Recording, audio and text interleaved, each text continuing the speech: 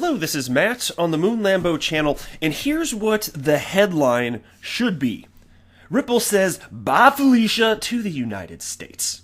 Here's the actual headline we get from Fortune.com. Ripple threatens to leave United States over crypto regulation. To be honest, although I caught this off guard because it wasn't on my radar, I haven't thought about this concept for some time, it's kind of surprising that this topic, at a minimum, hasn't been discussed sooner. I don't think I've ever brought it up on this channel, not that I can recall anyway. Just the idea of Ripple, given how much they have been kind of bitching about the United States not progressing with thoughtful regulation, and I'm not blaming them one bit, with how much they've discussed this, just kind of surprised in hindsight. Like, they didn't say anything about this over the better part of a decade that they've existed here until now, and so it just comes out. And so I'm going to be sharing with you this piece from Fortune. I'm going to share with you my own thoughts as well as comments from the XRP community. So there's plenty to talk about here. Like, what are the ramifications of this? What could there be any potential fallout? What does it mean in terms of XRP being labeled as a security, or finally, hopefully, eventually being labeled by the United States government as not a security? Before we go any further, if you would please delicately tap that like button, I would definitely appreciate the support. And also, if you are a fan of Ripple saying "Bye Felicia" to the United States, go ahead and subscribe to the Moon Lambo channel. All right, and then we go. A senior executive from Ripple, one of the country's most prominent cryptocurrency firms, warned on Tuesday the company is close to moving its headquarters overseas in response to excessive regulation. Executive Chairman Chris Larsen said San Francisco-based Ripple has grown increasingly frustrated over what it perceives as a hostile attitude to the cryptocurrency industry by the federal government, and in particular, the Securities and Exchange Commission. Now, that part was a little bit surprising, because what I had seen, and I've mentioned this in recent videos as well, what I've seen from individuals in various branches of the United States government, I'm talking on a federal level here, and not just federal level, and certain local levels throughout the country as well, but on a federal level, I've certainly seen individuals talk about the concept of how cryptocurrencies are here to stay. We get it. We just need to engage in thoughtful regulation. So when I saw here that Chris Larsen, co-founder of Ripple, was talking about things getting worse, I'm just like, what could that all be about? But in particular, they're talking about, again here, what's going on with the Securities and Exchange Commission. And so Ripple has been locked in a long-running battle with the SEC and investors over whether the digital currency XRP is a security. While Ripple owns a large hoard of XRP, the company maintains that the network that oversees XRP transaction is decentralized, like Bitcoin or Ethereum, two rival cryptocurrencies that the SEC has concluded are not centrally controlled and therefore exempt from from securities laws. Yeah, I don't know if I'd label them as, rivals per se. They're going for different use cases. Like Bitcoin is going for the use case of absolutely nothing, and then there's Ethereum, smart contracts, right? So there we are. I'm just teasing. I'm only sort of teasing, actually. It doesn't do a damn thing. Okay, store value, whoop-de-doo. Well, any cryptocurrency that's going to have staying power, which it should have based on utility, is going to have store value too. So now how you going to act? Kind of ridiculous conceptually here. But Larsen made the comment about Ripple relocating during a virtual interview with Fortune at the LA Blockchain Summit. He added that nearly every other country offers a more favorable regulatory climate for crypto than the United States, but named the UK and Singapore as the most likely destinations if Ripple leaves the United States. Now, is that terribly surprising to anybody? Now, admittedly, I know a little bit less about the climate in Singapore as it pertains to cryptocurrencies, but in the UK, you may recall that I reported that the FCA, the Financial Conduct Authority of the UK, has cited that XRP is a utility token, which could not be more crystal clear. Obviously, and think about this, as far as what they cited, with Ripple holding a hoard of XRP, yeah, true enough, fine. And that's why I like how Galgatron, XRP community member Galgatron, labeled Ripple as a benevolent whale. I think that's perfectly reasonable and describes what they are, because they're such great cheerleaders for the XRP ecosystem. But consider this, as far as whether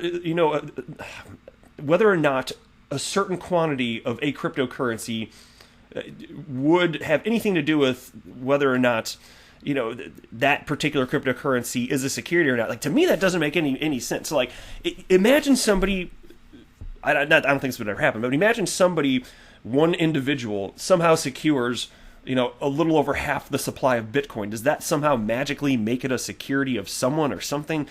To me, that particular metric doesn't make a ton of sense.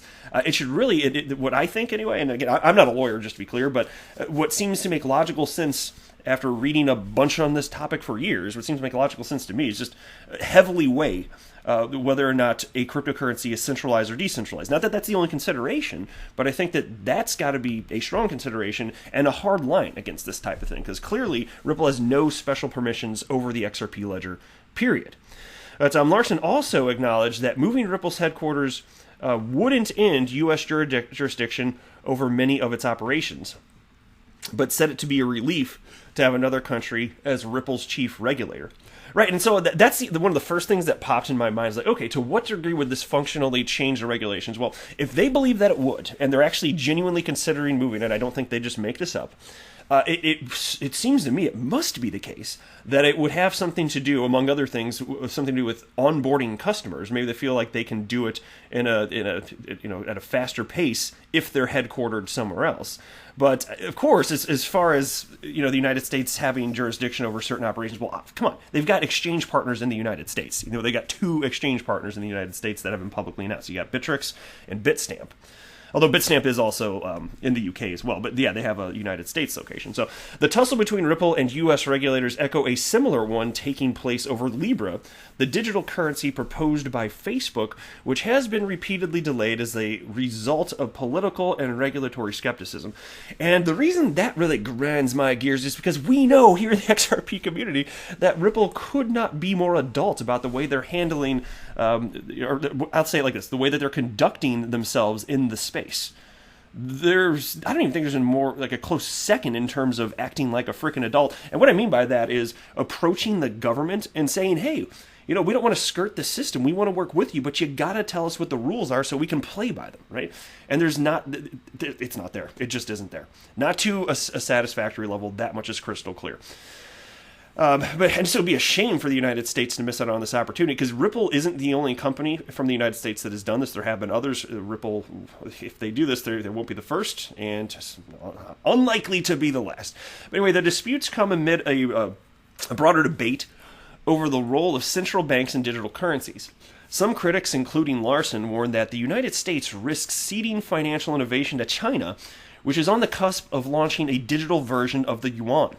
They fear that the United States could not only fall behind on blockchain technology, and then parentheses there right here, the digital ledger that underlies currencies like Bitcoin, but see the United States dollar lose its status as the world's reserve currency. And I still think that's a legit threat, even if it's not going to happen anytime soon, and I don't have good reason to believe it would happen anytime soon, unless something really bonkers off the wall happens that I couldn't foresee. It's reasonable to speculate that, even if it takes a span of decades. Don't assume just because something hasn't happened before that it won't or can't. But the debate also comes as companies like MasterCard are rolling out software that allows central banks to test digital currencies in controlled payment environments. In his comments on the U.S. government's attitude to digital currency, Larsen noted that its alleged hostility, given the Trump administration's tough stance on China, a stance that Larsen claims is correct. As for the increasingly likely possibility of a Democratic administration led by Joe Biden, Larsen expressed cautious optimism it could bring a more favorable regulatory climate. Well, I'm not going to speak on any of the political stuff here because that's just not what the hell I do on this channel, but I will say that it's crossed my mind as well. Like, what? And I don't have an answer for this, but it's worth thinking about. What if Ripple moves? What would the implications be for the IPO that we know is coming down the pike at some point? Because Brad Garlinghouse has stated not that long ago. I can't remember exactly. Maybe was it January this year? I could be wrong, but it's been a little bit. It's been a hot minute. But he cited that there's going to be a lot of cryptocurrency companies in 2020 going the route of the IPO, and he said Ripple won't be the first, but doesn't expect them to be among the last, which means it's going to happen. But we shall see here. So Brad Garlinghouse, he talked about this too. Michael Arrington tweeted out, "Good for Ripple. The lack of clarity in crypto is a disaster for the United States." He's the founder of TechCrunch and Arrington XRP Capital. And that was retweeted by Ripple CEO Brad Garlinghouse, who wrote the following: "Strongest internet companies built in the United States in part because of regulatory clarity. We have the opportunity with blockchain plus digital assets. Responsible players like Ripple aren't looking to avoid rules. We just want to operate in a jurisdiction where the rules are clear. There you go. Couldn't agree more. And so Galgatron tweeted out, Ripple may consider leaving the United States if the United States continues to drag its feet on regulatory clarity. This would take the shackles off of Ripple and turn those frivolous lawsuits into inconsequential dust. I hope Ripple does leave. So then we're getting into a little bit of what would happen if Ripple actually left the country in terms of the claims against Ripple, which a bunch of them were just dropped. I'm not going to rehash that. I covered it in a recent video. But what would happen in terms of, the lawsuits against them as far as the claims of XRP being a security, this or that? Well, XRP Crypto Solo wrote the following on the Twitters. So that opportunistic scumbag that's suing Ripple, claiming XRP as a security, will not get money settlement if Ripple moves out of the United States? To which Galgatron responded, I don't see how if they don't leave any shop here in the United States. And then somebody named International jumped in and wrote, this is not correct. If the legal process has been started, it will need to be addressed. And if in the United States XRP is considered security, hope not, the penalty will be executed, no matter where they go. And then Galgatron wrote, jurisdiction may hamper that logic. International responded, well, if that were possible, everyone involved in the security scam will escape from being prosecuted and go free to another country/jurisdiction, doesn't it? And then he writes, I'm not a lawyer, just playing with basic logic. And then Galgatron wrote, yes, and there are those that do, and there are some that actually do get away with it. So, like I stated, I'm certainly not a lawyer, but I can share with you back in my college days, and I didn't get a law degree, I have a marketing degree, but I do remember in some, I don't know, was it a criminology class? I don't know. There's some sort of law class that I took, and I do remember international law coming up, and there's certain bits of that have always stuck with me, including how that works, because you're talking about different nations when you're talking about international law, and so there's like a basic framework that is agreed upon across certain nations, but then it is up to those nations to actually enforce it, which it typically is, because if you're not going to enforce something, what kind of response do you think you're going to get in turn from that other country, whichever country it may be, when you need help from them to bring somebody to justice? And so it can make things more hairy, and Galgatron's correct about that, but I think ultimately, in all likelihood, if there's something that could be brought against Ripple, I don't think they're going to escape it. That would be my gut based on the information that's available to me based on this specific incident, and also what I've learned in the past in terms of international law. Again, not pretending to be a professional, I'm just citing my very minimal background on that, but that's always been my understanding of how this all works here. So it'll be interesting to see what happens. Again, don't pretend to know. As far as what I would like to see, well, hell, I'm a United States citizen, so from that perspective, it's kind of painful to see important companies that are so innovative. In fact, Ripple, in this case, potentially changing the way that money moves around the entire planet. It would be a shame to see the United States lose that. On the flip side, though, as an XRP holder, I understand that Ripple doing what they're doing is positioning XRP as a bridge currency. I firmly believe that is a factor. That's just my opinion, that will be played into price action in terms of XRP. I'll have a separate video on that too, actually. There's a lot to say on that.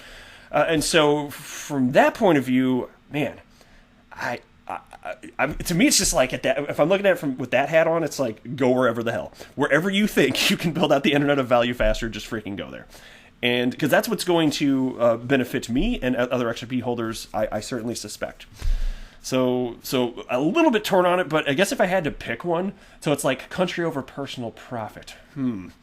I'll pick personal profit. Right. All right, I'll wrap it up there. I am not a financial advisor. Do not buy or sell anything because of anything that I say or write. That would be a very, very, very bad idea. Until next time, to the moon, Lambo.